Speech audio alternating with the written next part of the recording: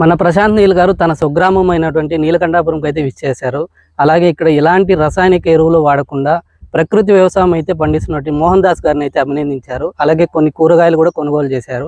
ఇప్పుడు మన దగ్గర మోహన్ దాస్ గారు ఉన్నారు, వారిని అడిగి తెలుసుకుందాం. ప్రశాంత్ నీల్ సార్ స్వయంగా మీ పొలానికి అయితే విచ్చేసి కూరగాయలు కొనుగోలు చేశారు. దానిపై మీ అభిప్రాయం ఏంటి? అంటే మేము పొలంలో పనిచేస్తూ ఉంటే సారు రోడ్డు వెళ్తుండగా ఏదో ప్రకృతి వ్యవసాయం చేస్తున్నారు నీలకంఠారులు అంటే ఎలా చేస్తున్నారు చూసేకొచ్చారు. చర్చి ఫీల్డ్ అంతా చూసుకొని వెళ్ళి ఎన్నేళ్ళకి చేస్తున్నా అంటే నేను 2016 ఇంకా ప్రకృతి వ్యవసాయం చేస్తున్నాను. వాళ్ళు చూసి చాలా ఆశ్చర్యపోయారు. నేచురల్ ఫార్మింగ్ 160 రోజులు ఇలా తరకారీ పండుతున్నావా అసలు అని నన్ను చాలా అభినందించిపోయారు. ఒక సార్ వచ్చినప్పుడు మీరు కూడా ఇక్కడే ఉన్నారు, అంత పెద్ద డైరెక్టర్ మీ పొలానికి వచ్చారంటే మీకు ఎలా అనిపిస్తుంది? సార్ వచ్చినప్పుడు వస్తాడని కూడా మాకు తెలీదు. మేము ఇక్కడ పొలంలో పని చేసుకుంటా ఉంటే వచ్చి కారాపి మమ్మల్ని మాట్లాడుకొని ఇదేమి అని అంతా అడిగినారు.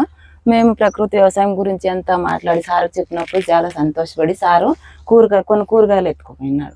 మాకైతే చాలా సంతోషంగా ఉంది. ఎందుకంటే సార్ని చూడాలా అని గాని ఫోటో తీసుకు చాలా మంది పోయి వెయిట్ చేసినా కూడా సారు దొరకడు. స్వయంగా మీ దగ్గరికే వచ్చి స్వయంగా మా దగ్గరికే వచ్చి మమ్మల్ని మాట్లాడించి 15 నిమిషాలు ఇక్కడ మా పొలంలో ఉండిపోయేదానికి మాకు చాలా సంతోషంగా ఉంది. జై జవాన్ జై కిసాన్.